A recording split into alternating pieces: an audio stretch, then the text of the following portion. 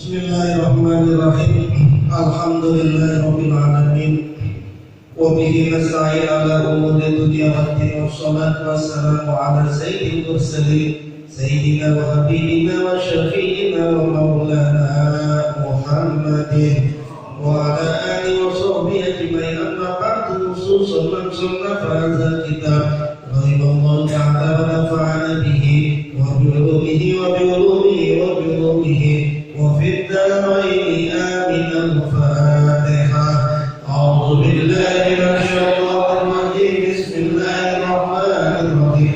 الحمد لله رب العالمين الرحمن الرحيم مالك يوم الدين. إياك نعبد وإياك نستعين اهدنا الصراط المستقيم صراط الذين أنعمت عليهم غير المغضوب عليهم ولا الضالين. آمين.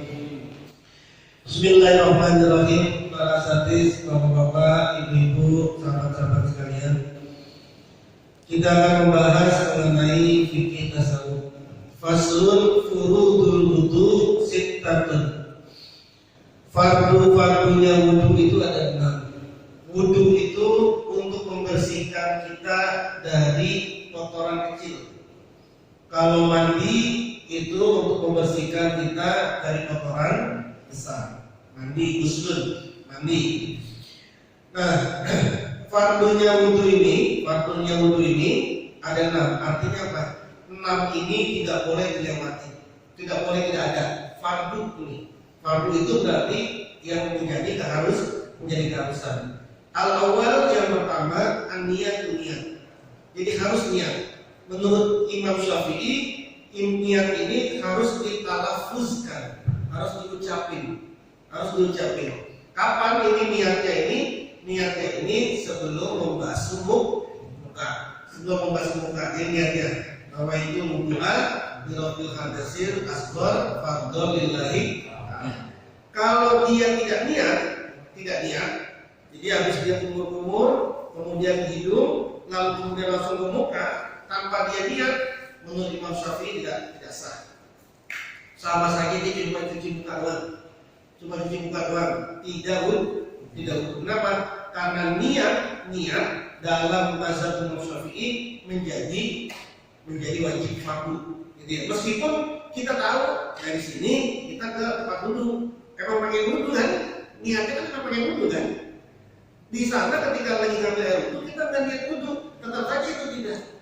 Menurut Imam Syafi'i. Dan menurut imam yang lain, tapi kan kita nggak pakai ini. Menurut imam yang lain, ya kalau Anda sudah ke tempat wudu, lalu kemudian Anda buka keran untuk wudu, itu udah niat namanya. Tapi Imam Syafi'i lebih ketat lagi, harus ada pengucapan, talaffuz, harus ada pengucapan. Sama seperti sholat, Allahu Akbar.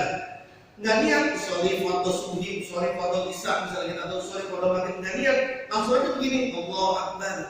Itu nggak sah sholatnya. Mandi juga begitu, mandi besar, asal mandi aja, nggak pakai niat nawaitul ghusla lil janabat misalnya gitu, langsung aja. Meskipun dia mandinya di kolam renang atau dia mandinya di bathtub, kan udah pada semua tuh, udah pasti rata kan, gitu ya. Tetap dia dianggap najis. Di mana letaknya tuh dia najisnya? Karena nggak ada.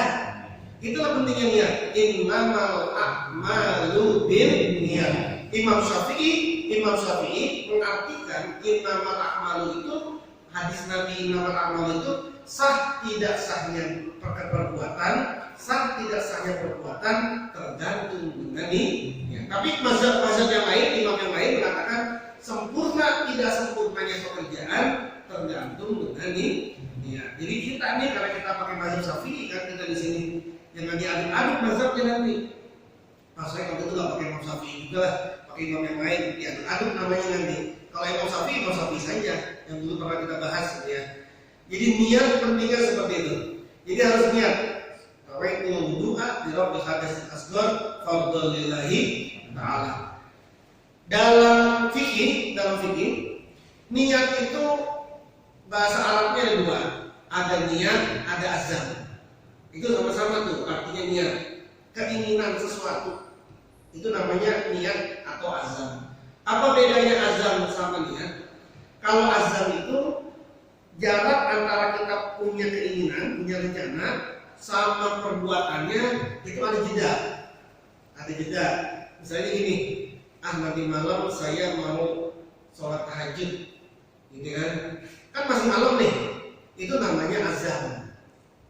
Nanti kalau bulan Ramadan saya mau bikin takjil terus sedekah buat takjil. Itu kan masih azam, masih ada waktu. Itu bahasa Arabnya namanya azam. Tapi kalau niatnya, keinginannya sama perbuatannya itu baru beriringan, nah itu dalam bahasa Arab namanya niat. Nah, hadis Nabi tadi tuh, innamal a'malu binniyat.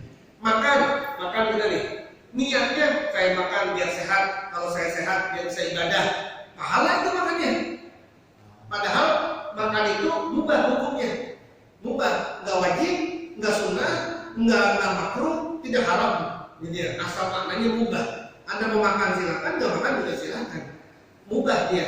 Tapi ketika kita ini niat, saya niat untuk biar bisa kuat ibadah, pahala sudah itu. Ngopi, niat nanti malam saya mau pengen zikiran dan saya nggak ngantuk. Ngopi sekarang, ngopi setiap tegukan menjadi pahala. Pada itu, ngopi aja bisa jadi pahala. Sikat gigi. Kalau nggak diniatin siwak, sekali lagi siwak juga nyimakan gitu kan, bersihin gigi, itu nggak dapat pahala siwak. Jadi kalau diniatin bisa menjadi pahala. Di mana letaknya tadi itu? Di niat. Makanya niat menjadi sesuatu yang paling pokok, menjadi pokok. Kalau niatnya niatun shadiqatun, kalau niatnya itu benar, atau kalau bahasa kita azamnya itu benar, maka ketika kita sudah azam, kalau kemudian tiba-tiba ada halangan, maka kita sudah dianggap sebagai melakukan perbuatan itu. Contoh, antara bisa ngajinya di sini, udah tekad kita pengen ngaji. Tiba-tiba tengah jalan ditelepon ada urusan mendadak yang ini harus hujan, nggak jadi kita akhirnya ngaji karena ada urusan mendadak yang hujan banget, yang nggak bisa tinggal, maka sudah dapat pahala ngaji. Tapi yang kayak begini nih, yang tahu cuma kita sama diri kita doang, gitu ya. Bener nggak kita azamnya? Bener nggak kita? Jangan-jangan cuma niat aja deh, nanti dapat pahala, niat kan dapat pahala, gitu ya. Kan niat doang dapat pahala. Kalau niatnya cuma begitu nggak sungguh-sungguh, bukan shadiqatin, ya tetap dia tidak mendapatkan nilai. Nah itu yang pertama. Niat tuh niat. Jadi niat menjadi sesuatu yang sangat urgent sekali, sangat penting. Nggak ada orang puasa nih, apalagi itu puasa fardu, habis sholat subuh karena malamnya itu taraweh, akhirnya lupa niat. Itu soma godin, lupa dia. Habis sahur, lalu kemudian sholat subuh, baru ingat, iya ya, semalam kayaknya belum niat puasa ya. Maka dia haram membatalkan puasanya, tapi dia juga tidak dihitung puasa pada hari itu. Ngobrol tuh dia, jangan langsung anggap, ya udah berarti kan saya kan nggak dianggap puasa, ya udah sekarang makan aja, dosa itu tetap nggak boleh. Jadi dia tetap tidak boleh makan, minum, tapi dia dianggap tidak puasa. Gara-gara apa itu? Nih, makanya kalau kita kalau awal puasa itu niatin 2 kali kita tuh. Niatin 2 kali. Yang pertama pakai niat mazhab Syafi'i, yang kedua niatnya pakai mazhab Maliki. Imam Maliki mengatakan boleh orang niat puasa 1 bulan penuh. Jadi kalau malam tarawih pertama tuh niatin 2 kali kita. Nawaitu shauma sahri fi syahri Ramadan. Saya niat puasa 1 bulan di bulan Ramadan tahun ini. Baru kemudian niat buat besok. Nawaitu shauma godin. Untuk apa? Khawatir nanti lupa niatnya, sudah ada backupnya nih. Ingat-ingat tuh nanti tuh. Kalau puasa 2 niatnya. 2 untuk 1 bulan dan juga untuk sehari. Takutnya apa tadi tuh? Lupa niat. Pentingnya niat sampai sebegitunya. Yang kedua, asani ghuslul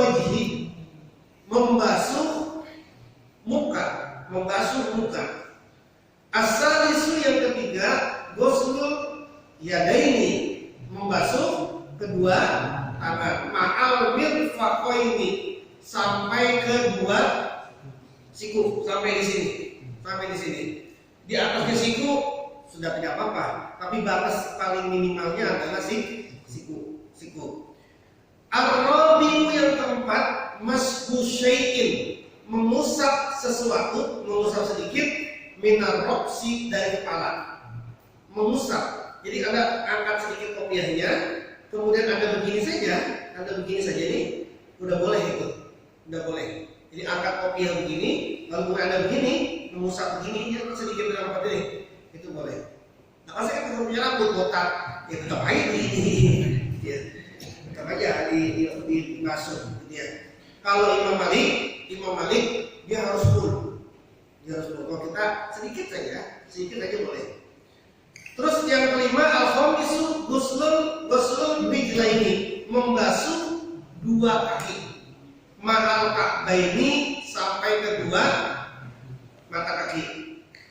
Nah, ini yang pernah Nabi bilang, celakalah orang yang wudu yang ketika dia ngusap kakinya, tumitnya belakang ini ya, tumitnya tidak ikut basuh. Jadi begini, misalnya wudu ini keran, terus kakinya begini aja nih, nggak kayak begini saja. Nah itu rakawel itu celaka itu. Jadi jangan main begininya, tumitnya nih belakang ini harus dibasuh. Jadi jangan main, sering kita lihat orang begitu kan, gini aja kakinya. Jadi yang belakangnya tidak dibasuh. Jadi depan belakang. Itu Nabi punya konsep khusus tuh terhadap orang yang wudu tapi tumitnya tidak dibasuh. As-sadisu yang keenam, tertib ini berurutan. Jadi nggak boleh basuh muka dulu, basuh muka, basuh tangan, terus baru niat, nggak boleh. Atau kaki dulu, harus ke muka, harus ke tangan, nggak boleh. Harus urut. Pertama niat, yang kedua ghusl wajib, membasuh wajah, yang ketiga membasuh kedua tangan, yang keempat mengusap sesuatu dari rambut, yang kelima membasuh kedua kaki, yang keenam tertib. Pertanyaannya kemudian begini, kenapa cuma 4 anggota badan yang dihitung wajib? Cuma 4 anggota badan kan yang wajib untuk dibasuh di sini, muka tadi, terus apa? Kedua tangan, kemudian kepala, rambut, lalu kemudian kaki. Kenapa cuma 4 ini? Ini kalau dalam kajian tasawufnya begini. Ini salah satu riwayat mengatakan ini terkait dengan peristiwa Adam dan Hawa ketika makan buah kuldi. Ini terkait ketika peristiwa makan buah kuldi di surga. Maka kemudian yang dibasuh cuma 4. 3 harus dibasuh. Yang 1 cukup diusap.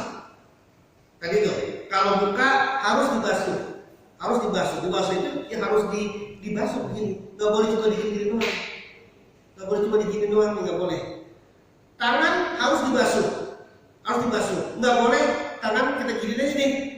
Ada pancuran, kemudian tangannya digini doang nih. Kita diginin aja, nggak boleh. Harus dibasuh. Terus kaki harus dibasuh. Tidak boleh tadi itu ngalirin kaki doang, tidak, harus dibasuh. Tapi kalau kepala, kalau rambut cukup diusap. Ini kajian tasawufnya begini. Ini kalau kalian tasawuf dan kamu nih begini. Ya pokoknya kok pakai yang satu pakai ghuslun, kok yang satu pakai maslun. Di Quran juga bahasanya begitu. Yang ghuslul yadain, maslul roksi. Kok yang satu memakai basuh, yang satu memakai ngusap. Karena ini salah satunya ini terkait dengan peristiwa Adam sama Hawa. Adam sama Hawa itu ngelihatnya pakai muka. Ini ada di sini muka. Maka kemudian dia harus dibasuh karena dia menatap. Dia mengarah. Dia. Kemudian dia ngambilnya pakai apa? Ngambilnya pakai tangan. Jalannya pakai apa? Pakai kaki. Kenapa kepalanya cuma diusap saja? Karena di riwayat di sini Adam dan Hawa itu nyentuh rambutnya ini, nyentuh daun pohonnya. Jadi rambutnya ini nyentuh daun pohonnya. Jadi kalau cuma nyentuh daun pohonnya aja nih, maka kemudian cukup diusap. Ini terkait dengan bagaimana andil dalam sebuah anggota badan, dosanya itu seperti apa. Yang kedua, kenapa kok cuma seperempat doang seperti itu? Kajiannya adalah karena empat ini yang menjadi sumber pokok orang berbuat maksiat. Empat ini. Misalnya mau ke diskotik, mau ke bar, itu kan pakai muka kan? Kan pakai muka, gitu kan? Terus habis itu pakai tangan nggak? Pakai kaki nggak? Pakai pikiran, pakai nggak pikiran di sini? Pakai. Jadi kalau pikirannya kotor, dia harus dibasuh. Maka kemudian empat anggota badan ini menjadi anggota badan yang sangat punya pengaruh terhadap kejiwaan manusia. Nah, dalam tasawuf empat ini ditambah lagi menjadi 7, namanya 3. Kedua kuping, terus kemudian kemaluan, perut. Jadi kemaluan perut itu menjadi sumber pokok juga. 7 anggota badan ini menjadi pintu masuk. Pintu masuk baik atau buruk sesuatu yang kita dapat. Misalnya Anda buka Shopee, bukan Neng Shopee, kalau ada tulisnya bukan Neng Shopee. Tahu nggak Neng Shopee? Bukan Neng Shopee. Ngelihatnya pakai apa? Pakai tangan. Ngelihatnya pakai apa? Mata. Nggak punya duit padahal, ngelihat buka Neng Shopee nggak punya duit. Terus kemudian ngelihat Neng Shopee nih, ngelihatnya pakai mata. Pengen sesuatu tapi nggak punya duit. Itu pengaruh nggak sama hati? Masukin keranjang aja semuanya, kan? Ya, itu nggak kata Shopee, ya kan? Pengaruh nggak ke sini? Pengaruh. Berarti yang kita lihat akan masuk ke dalam hati. Kalau yang kita lihat ini sesuatu yang baik, maka kemudian masuk ke dalam hati yang baik. Kita lihat Quran, kita baca kitab, kita lihat sesuatu, kita ulama, kita lihat seorang orang yang alim, seorang ulama. Maka kita melihatnya, maka kemudian masuknya ke dalam hati sini. Tapi ketika kita melihat keburukan yang ada di mata kita, melihat keburukan, maka itu juga akan masuk ke dalam hati. Tetangga punya motor baru, kita belum punya motor baru. Teman kita punya handphone baru, kita nggak punya handphone baru. Yang lihat apa yang lihat? Mata. Masukkan ke sini, masuk. Jadi ini penting betul yang kita sini. Penting betul. Maka orang itu harus sering meredupkan matanya. Meredupkan matanya apa? Menundukkan pandangannya. Kenapa? Karena tadi kalau kita belum kuat melihat sesuatu, lalu kemudian kita lihat masuknya kemari, masuknya ke sini. Jadi masuknya akan pasti akan jadi pandangan kita akan masuk ke dalam hati. Terus juga kuping sama. Mendengar sesuatu yang enak hati kita. Mendengar sesuatu yang tidak enak hati kita. Begitupun juga semua yang tadi kita sebutin 7 anggota badan tadi, itu menjadi pintu masuk dari sesuatu yang baik atau buruk ke dalam hati kita. Kalau yang dimasukkan adalah baiklah hatinya. Tapi ketika yang menjadi inputnya yang masuk adalah sesuatu yang buruk, maka buruk juga lah hatinya. Padahal hati menjadi satu-satunya tempat di mana Allah tidak melihat apapun dalam diri kita kecuali Allah cuma melihat ininya doang, hati kita yang dilihat sama Allah. 2 jari di bawah susuk kiri kita. Cuma ada di sini. Engkau mau kayak apapun bentukmu nggak dilihat sama Allah. Yang dia cuma ada di sini. Engkau pengen sholat sampai nangis kayak baca 2 juz kayak baca sholatnya, itu nggak dilihat sama Allah. Ini yang dilihat di sini nih. Yang dilihat di sini, ini yang dilihat sama Allah. Ini yang dilihat. Jujur nggak baik, nggak bagus nggak hatimu. Maka kata Nabi, at-taqwa hahuna, 3 kali Nabi bilang, takwa di sini, takwa di sini, takwa di sini. Kalau hati ini baik, semua jasadnya baik. Dari ujung rambut sampai ujung kaki, baik semua jasadnya. Tapi kalau hatinya buruk, maka semua yang ada di jasad ini dari ujung rambut ke ujung kaki semuanya buruk. Ini sini kolbu, namanya kolbu, namanya hati. Maka dalam ilmu tasawuf, Anda kita semua harus bisa menjaga 7 anggota badan. Nah, menjaga 7 anggota badan itu tidak ada lain kecuali redupkan panca indera kita. Panca indera kita diredupkan. Dengan cara apa? Kalau dalam Toreko diajarkan dengan cara tawajuh. Anda duduk saja begini, Anda nunduk saja begini, redupin semua. Mata dipejamin, semua ada pikiran masuk dibuang. Sekurang mungkin Anda kurangi pendengarannya, tidak mendengar apa-apa. Sampai dikosongin, diheningin semua.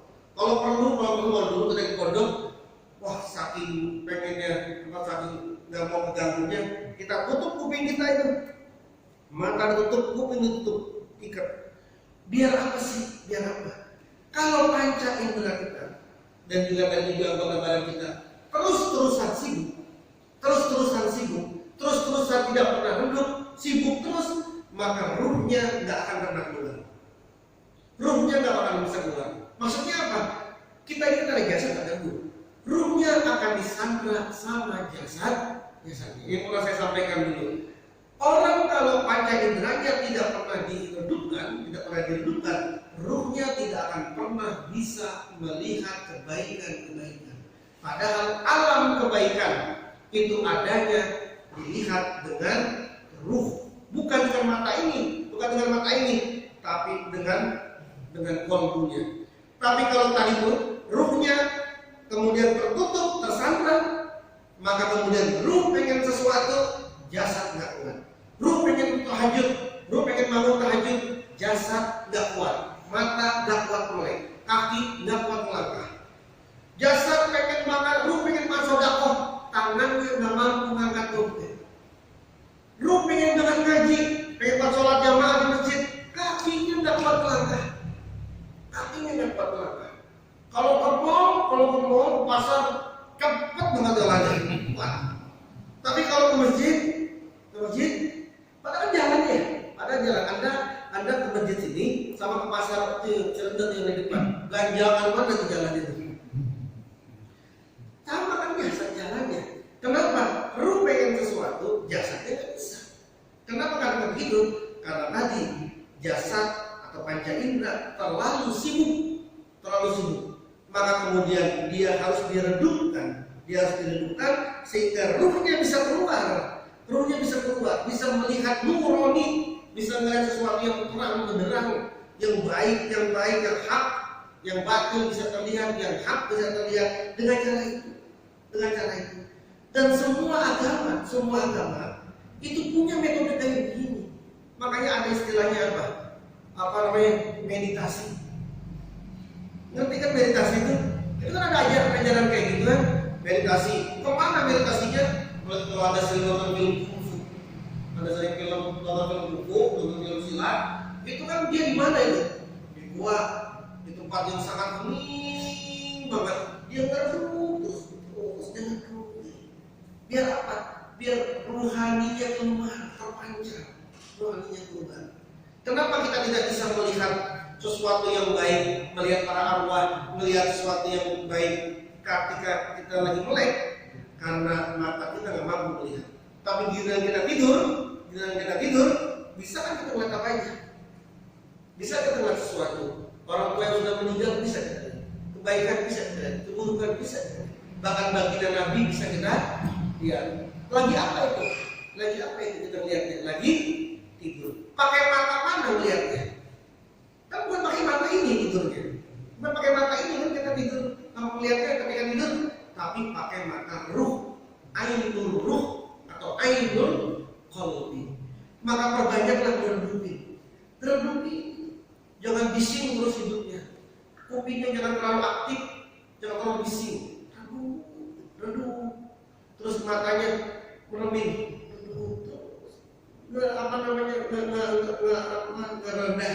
Ngerendahin, ngeposin jasad kita, ngeposin panca indera kita, dan itu akan sangat baik sekali hasilnya, Seperti itu. Makanya itulah kenapa baginda Nabi menjelang mendapatkan Iqra bismi rabbikal ladzi khalaq, kemana Nabi? Ke gua Hira. Sehari? Enggak. 2 hari? Enggak. Berminggu-minggu Nabi di situ. Sama siapa? Sendirian.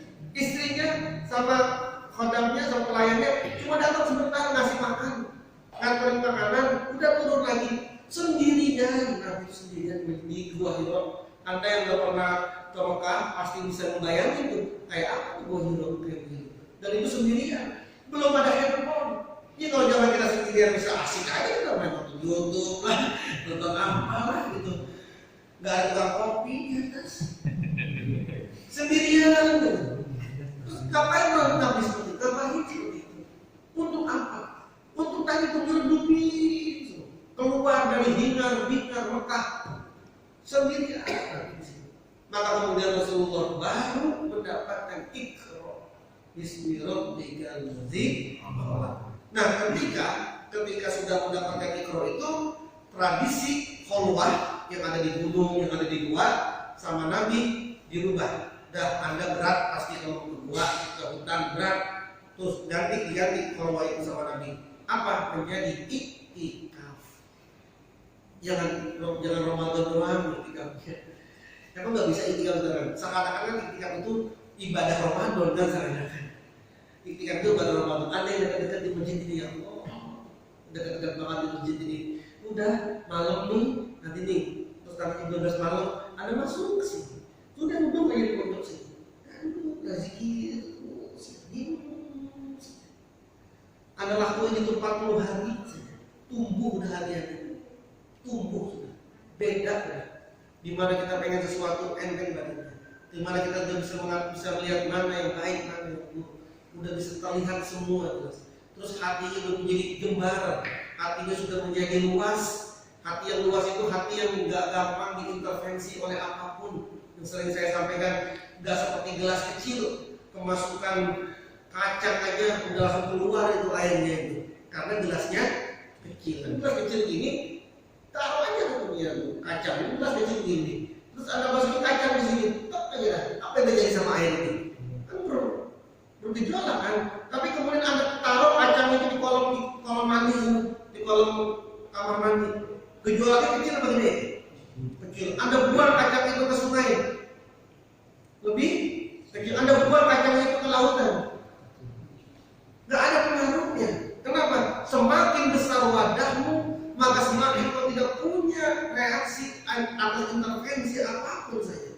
Itulah yang di Quran dikatakan alam nasroh laka sodroh. Hatinya Nabi sudah diinsirohkan, hati Nabi itu sudah dijembarkan. Jadi Nabi pengen dapat hinaan biasa saja, dapat ujian biasa saja, mendapatkan nggak punya uang biasa saja, punya duit biasa saja. Nggak kayak kita, nggak punya duit dikit aja loh, wah udah macam-macam, nggak karuan, wes nggak karuan. Punya duit 15 juta ini, termalam nih, termalam tiba-tiba dapat duit 15 juta, bisa tidur kan? Bisa tidur. Karena anak muda nih, yang udah tua-tua, tiba-tiba nanti malam dapat duit 100 juta bu, tiba-tiba dapat duit 100 juta tiba-tiba nih, bisa tidur. Kenapa nggak bisa tidur? Terus malam ini nggak punya duit, besok harus bayar sekolah, bisa tidur juga. Kita ini nggak punya tidur, nggak punya duit, nggak bisa tidur, nggak punya duit juga nggak bisa. Kenapa? Karena hatinya kita, wadahnya masih sempit. Cara menjembarkan hati ini, tidak lain kecuali redupkan panca inderanya. Minimal 4 anggota badan tadi yang harus dibasuh itu muka, tangan, kaki, kepala ini pikiran deh. Pikiran jangan terlalu banyak pikiran. Apa yang dipikirin? Penting selesai, enggak dipikirin doang. 4 ini dibasuh. 4 ini dibasuh, 4 anggota badan ini dibasuh. Setidaknya 4 dulu lah sebelum kita sampai ke 7. 4 ini yang fardu, 4 ini fardu yang harus dibersihin, Tidak mungkin orang sampai kepada Allah kalau otaknya, pikirannya lebih dominan daripada hatinya. Tidak akan pernah mungkin. Tidak pernah. bukan insya Allah, pasti. Kenapa? Tidak ada yang bisa mengantarkan ke Allah kalau cuma pakai otak. Yang mengantarkan kepada Allah adalah ini. Maka otaknya tidak boleh lebih dominan, pikirannya tidak boleh lebih dominan daripada hatinya. Lagi zikir. Otaknya mikir, zikir apa ya? Oh zikir ini, kayaknya bagusan zikir apa dah? Kayaknya begini. Otaknya jalan terus tuh. Oh kayaknya kata guru saya begini. Oh kata guru saya. Akhirnya kacau semuanya. Kacau semua. Kemarin bulan Rojak. Anda pengen ngapain apa gitu? Si Anu besar bacanya ini. Si Anu lagi besar bacanya si Anu. Dari guru Anu bacanya ini. Akhirnya mikir kadang-kadang. Akhirnya semuanya gak dikerjain tuh. Kalau dikerjain masih bingung. Amalia, oh ya ada amalia nih, biar dompetnya nggak kosong, tulis kalimat ini, ayatnya, gitu kan? Ada kan amalan kemarin tuh, nggak bikin ada, nggak bikin, biar dompet tidak kosong. Ada amalia yang cuma bisa dibikin satu rojak buah misalnya itu, satu rojak telan, nanti ketemu lagi rojak, atau nanti ketemunya lagi 27, 28 rojak, nanti ketemu lagi tuh hal kayak begini. Yang bisanya cuma nanti itu aja. Itu kan amalia kan? Amalia. Terus Anda dikasih semua pikir gini, semuanya Anda masukin itu. Akhirnya jadi bingung pikiran. Apa bisa? Ngamalin secara khusus? Kan enggak. Lagi zikir gini, bisa. Kayaknya ada pikiran tadi tuh, gini ya. Lagi gini, otaknya terus bekerja, nggak akan pernah sampai. Contohnya jelas banget di Quran, Nabi Musa sama Nabi Khidir. Musa karena terlalu mikir otaknya, maka kemudian nggak bisa dia sampai.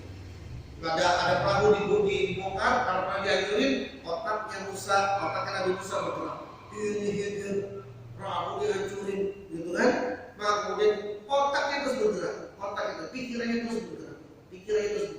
Itulah yang kemudian membuat Khidir bilang, Haza firaqum baini wa bainik. Aku inilah perpisahan antara aku dengan antaramu. Gagal dan dosa tadi. Belajar sama Nabi Khidir. Persoalan apa? Persoalan ini. Terlalu banyak pikiran. Sudah, ininya saja. Pikiran itu seperti Anda mengambil air dari atas atau dari bawah, atau dari tamparan di bawah. Tapi kalau Anda pakai hati, maka Anda seperti mengambil air di dalam sumbernya. Bersih yang mana? Air dari sumber atau air dari atas atau yang mengalir di bawah? Lebih bersih mana? Sumber yang tidak terkontaminasi. Kalau Anda ambil air dari atas, itu bisa terkontaminasi. Apalagi ambil airnya dari talang air, di atas ada air kucing, tikus, ya, tidak terkontaminasi. Sama pikiran juga begitu. Kalau Anda memikirkan sesuatu, itu berarti ngambil air. Tapi ada zikir saja.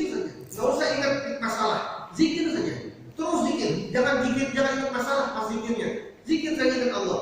Nanti Allah akan kasih air, makan kok air yang sangat jernih. Tiba-tiba ada ilham. Oh, ternyata harus begini. Oh, ternyata harus begini. Dikasih dalam keluarnya. Pasti. Tapi syaratnya kalau lagi zikir jangan ingat masalah. Zikrullah, ingat sama Allah, bukan zikrul masalah, bukan ingat sama masalah. Saya mau zikir, pakai zikir ini bisa begini. Anda lagi zikir ingatnya sama siapa? Ingatnya sama masalahnya gimana itu? Ingatnya kamu mikirin masalah itu berarti namanya zikir masalah. Udah apa? Masa sih mau sholat mikirin masalah, lagi sholat mikirin masalah, habis sholat mikirin masalah. Udah berhenti dulu, kenapa mikirin masalahnya? Ingat Allah dulu, baru nanti ingatin masalah lagi. Tapi masa nggak punya jeda di pikiran kita untuk ingat sama Allah. Baik seperti kita menyelam ke dalam, ambil makan, wallahu a'lam bishawab. Ada yang mau tanya? Silakan, ada yang mau tanya? Gimana? Ini paham nggak apa yang saya omongin? Nggak nanya karena bingung, bukan? Ya lah, udah. Ya. Karena makanya tuh kalau yang tadi kan dibasuh di situ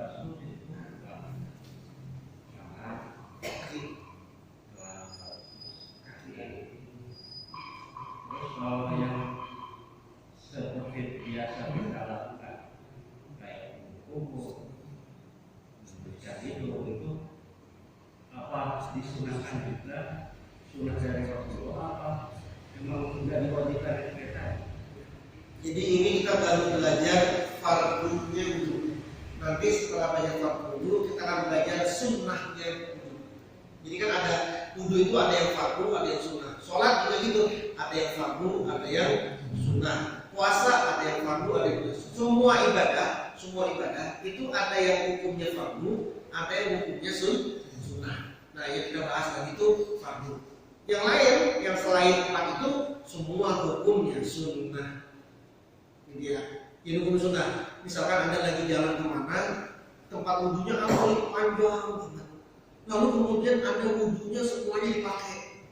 Masuk tangan dulu, terus kumur-kumur, 3 kali hidung, 3 kali istinja, baru buka semua deh. Itu namanya mentingin diri sendiri. Airnya udah terbatas, yang ngambilnya banyak, waktu sholat udah datang. Lalu kemudian kita wudhunya tamam banget wudhunya itu. Itu namanya mau menang enak sendiri. Agama itu ada yang benar, ada yang baik. Kita ini benar nggak dia? Benar. Wudhunya begitu benar. Baik nggak baik. Kenapa? Karena harus ada yang harusnya Anda pikirin yang lain. Jadi ya, misalnya zikir malam-malam baik nggak? Benar nggak? Benar nggak zikir malam-malam? Benar kan? Tapi kalau kemudian ada soal Anda zikirnya jam 2 malam pakai speaker di sini, baik nggak? Zikir baik nggak? Zikir benar nggak? Benar. Tapi di depan ini orang pada kerja bakti, di depan ini ada di sini sholat sama zikir aja. Itu benar itu, tapi tidak. Nah agama itu bukan cuma benar agama itu. Agama itu harus baik. Kalau dalam bahasa ininya, bahasa ilmiahnya, orang itu harus punya spiritualitas, intelektualitas, sensitivitas. Dia harus punya jiwa, dia harus punya raga, dia harus punya rasa. Nggak cukup sensitif, nggak cukup dia punya akal, punya intelektual, punya agama, tapi dia tidak punya sensitivitas. Anda makan sendiri aja ini Anda makan. Dosa nggak punya. Padahal di samping Anda itu ada kelaparan. Tapi Anda makan sendiri, hukum fikihnya dosa nggak? Enggak kan? Di depan Anda berjalan, di depan ada tabrakan, sudah. Terus Anda nggak tolongin, dosa nggak cara fikih? Benar nggak cara fikih? Benar, boleh. Tapi baik nggak? Enggak. Udah gitu tabrakan juga tabrakan. Agamanya apa? Islam. NU kemana dia? PKB, P3, PKB ke siapa? Jadi yang tadi itu umur, yang lain tapi sudah belum kita bahas. Nanti kita akan bahas soalnya. Ya yang lain-lain dibahas. Nah makanya begini, kalau emang belum dibahas ditanyain juga nggak apa-apa. Jadi biar nanti kita bisa lanjut aja. Jadi ya, ini tadi umur yang lain itu termasuk sunnahnya, termasuk 3 kali umur 3 kali istinsa itu 3 kali sampai yang lain itu 3 kali itu namanya sunnahnya ini ya, ngerti gak? Ada lagi? Apakah sunnah itu improve dari Rasulullah? Sunnah. Jadi gini Pak, agama itu ada perintahnya yang sangat ketat yang gak boleh gak dilakuin, namanya wajib. Tapi ada kelegaan, enggak, ini boleh dilakuin. Kalau dilakuin, ini nanti hukumnya dapat pahala. Kalau nggak dilakuin juga nggak apa-apa, biar nggak keberatan umatnya. Namanya sunnah. Sholat misalnya, sholat subuh wajib. Qobliyahnya sunnah. Kenapa kalau nggak wajib ini sekalian? Kan ada yang sunnah, ada yang wajib. Apakah yang sunnah qobliyah sunnah itu improvisasi Rasul? Bukan improvisasi itu istilahnya apa? Itu lebih kepada rahmatan lil alaminnya, kasih sayangnya Rasul kepada kita. Cukup sholatnya 5 waktu, yang lain menjadi sunnah. Yang ini wajib, yang lain sunnah. Anda kerjain dapat pahala, Anda nggak kerjain juga mendapatkan. Ada Anda kerjain tidak mendapatkan dosa. Nah itu nanti ukuran manusia. Manusia kalau cuma ngerjain yang fardu aja, itu berarti kayak orang makan nasi doang. Cuma makan nasi doang. Jadi ya, cuma ngerjain yang fardu. Ada yang sunnah. Tapi kalau orang juga ngerjain yang sunnah, fardunya beres, sunnah, berarti dia sudah naik ke satu satu tingkat. Kenapa? Karena dia mau melakukan sesuatu, meskipun kalau dia itu tidak melakukan, dia tidak apa-apa. Tapi dia melakukan itu namanya pahalanya lebih besar. Dia, saya, apa belum makan? Saya udah makan. Kalaupun saya tidak melakukan sesuatu, nggak dosa sih. Gitu ya. Tapi kemudian kita memberikan bapak makan, itu kan yang kita meskipun kita tidak melakukan itu tidak dapat dosa, kan? Tidak dapat dosa. Ketua RT bukan, kita gitu ya. Tidak dapat dosa. Tapi kita kasih itu sama saja kita melakukan sesuatu meskipun tidak diwajibkan kita tetap melakukan. Itu namanya cinta kita kepada lebih. Sama ke istri, wajibnya berapa istri? Wajibnya nafkah istri berapa? 20 juta. Pokoknya saya 20 juta mau ukur ya, gitu kan? Tapi kemudian kita kasih kita kasih yang lain, kita cuma duit, kita kasih emas, kita kasih berlian, kita kasih handphone terbaru, itu kan sunnah hukumnya, gitu ya. Nah itu tadi. Jadi balik lagi, sunnah itu bukan improvisasi, dia adalah rahmatan lil alamin, penyebaran rahmatiahnya bagi Nabi. Untuk apa? Biar kita tidak terlalu berat. Contoh terakhir kita terakhir. Nabi mau Ramadan, taraweh. Malam pertama Rasulullah sholat sendirian. Malam kedua sholat ada beberapa orang. Malam ketiga banyak terlihat yang sholat. Malam keempat nggak keluar Nabi dari masjid, dari rumahnya nggak keluar, diam saja. Orang berkumpul semua di masjidnya, tapi Nabi tidak keluar. Padahal rumahnya sama masjid ketempel. Orang-orang begitu semua, kasih kode kalau di luar banyak orang. Nabi bertahan tidak mau keluar Nabi sampai kemudian subuh, habis sholat subuh, lalu Nabi bilang, saya tahu kalian semua pada kumpul, tapi saya tidak mau keluar kalau nanti kita sholat, lalu kemudian sholat tarawih ini diwajibkan, modal kita semua itu. Nggak mau ngeberatin juga Nabi, segitu menahan diri. Beda dengan kita, jamaah sedikit, males, jamaahnya banyak, terus mau kita. Nabi nggak mau Nabi. Kenapa tadi? Tidak mau memberatkan. Gitu Pak. Masih ada Pak? Nggak apa-apa. Kalau misalkan kan kita mengingatkan sesuatu ya, diniatkan untuk itu ya. Tapi kita misalnya ya, mungkin ini ada efek dari penjelasan ya. Tapi ada khusus kita bekerja di tempat yang ibarat keadaannya itu penuh dengan kebatilan, kayak misalkan secara makan kita bekerja di tempat yang orang-orang itu malah kriminalisasi ulama yang kayak gitu misalnya ya. Kita masih ibarat kita tahu itu perbuatan yang kurang zolim terhadap. Terus di satu sisi kita tetap melakukan ibadah yang ibarat katanya untuk berhubungan dengan Allah gitu.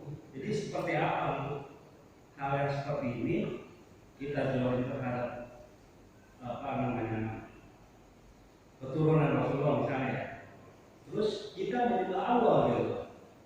Setelah itunya sampai kita bersih-bersih seperti wudhu tadi, terus sampai itu dua hal yang beda. Ada dua hal beda. Ada hablum minallah, ada hablum minannas. Ada hubungan sama manusia, ada hubungan sama Allah. Ada dua hubungan.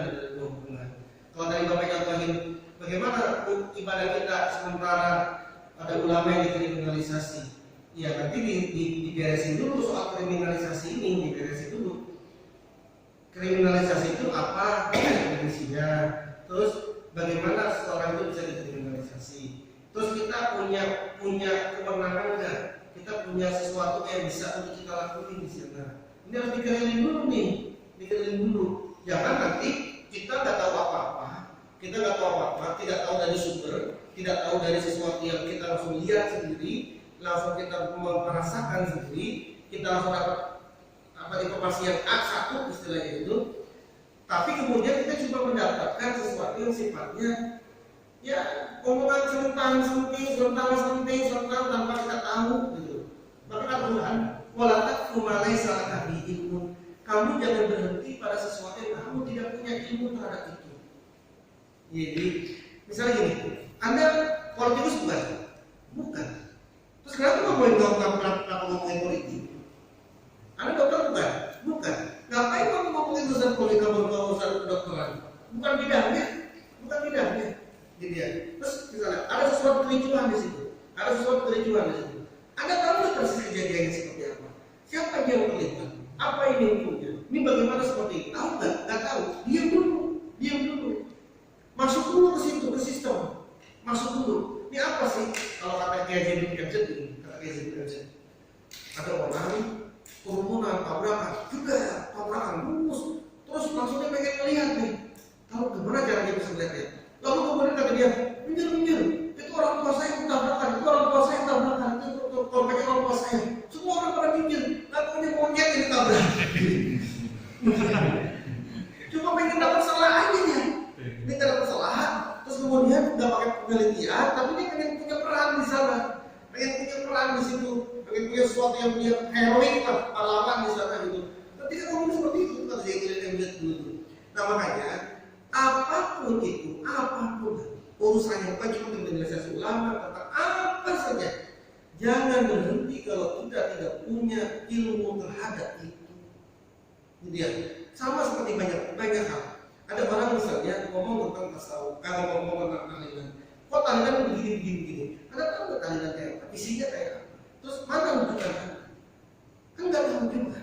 Kalau matanya sudah diam aja dulu, gitu ya. Sama kayak kita nih, makanya tadi itu jangan dengan dulu pada nanya kan dulu di sini. Itu kan di sana orang kelaparan. Terus kita kayak nih, gimana ya? Kita kan hutang negara banyak banget. Terus kita,